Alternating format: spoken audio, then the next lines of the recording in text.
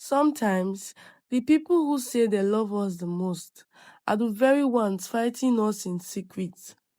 Sometimes, jealousy does not come from strangers, it comes from inside the family. Today's story is about a young doctor, a beautiful marriage, and a mother who could not let go of her son. Before we continue, please take a second to like this video, subscribe to this channel and share. It really helps this page grow. Now, let me tell you about Pascal. Pascal was in his final year studying medicine.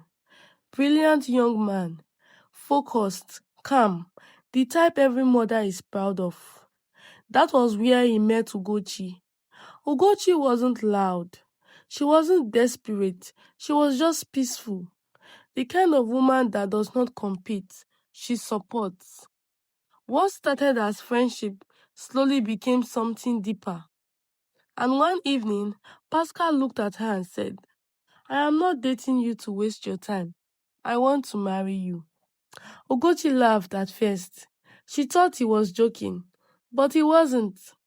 After graduation, Pascal took her to meet his mother, and that was where the problem began. The moment Mama Pascal saw Ugochi, her face changed. No smile, no warmth. After Ugochi left, she called her son and said, "Pascal, this girl is not good for you." Oh. Pascal was shocked. "Why, Mama?" "She is here to eat your money. She will not give you children. I have better girls for you." Better girls.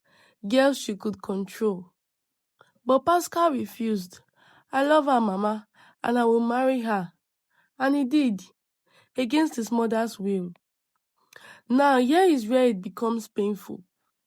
Even though Ugochi knew her mother-in-law hated her, she still tried. She bought her gifts, visited her, cleaned her house, cooked for her.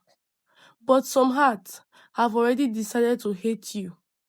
Then Ugochi got pregnant. Instead of celebration, Mama Pascal became restless. "My son no longer tells me anything," she said. "And if she gives birth to this child, I will lose him completely." And that was when she made the worst decision of her life. She went to a native doctor, and she said something that even the native doctor hesitated to hear. "I want her to die while giving birth." The native doctor warned her, "That girl has a pure heart. This will backfire." But Mama Pascal said, "I am ready for anything that is going to happen." So he gave her a wrapper. "On the day she goes into labor, tie this around your waist. Sit down. Her labor will stop until she dies." The day came. Ugochi was in labor. 1 day passed, 2 days, then 3 days. She was screaming in pain.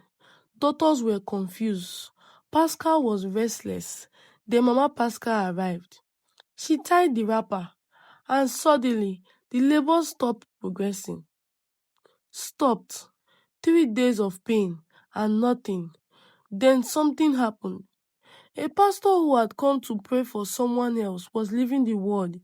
He saw Mama Pascal, and something in his spirit moved.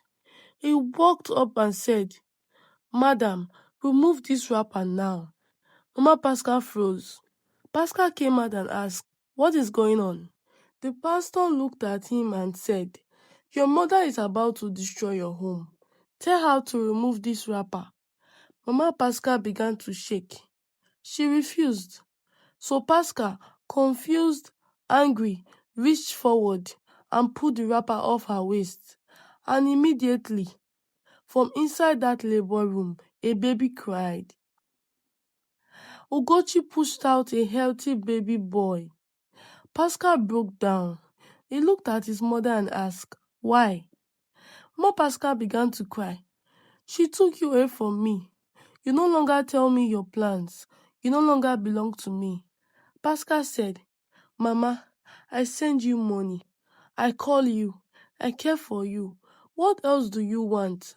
She said something, chilling. "I wanted a wife I could control." But Ugochi was not controllable.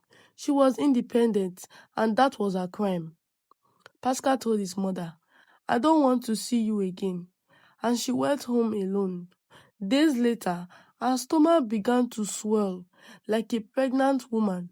Strange boils covered her body, her face, her legs, everywhere. She ran back to the native doctor, begging, crying, but he looked at her and said, I warned you. And that was how Mama Pascal was left alone to face the consequences she accepted. Pascal and Ugochi left with their baby boy, and they never looked back. Sometimes the greatest danger is not witches in the village, but jealousy in the family.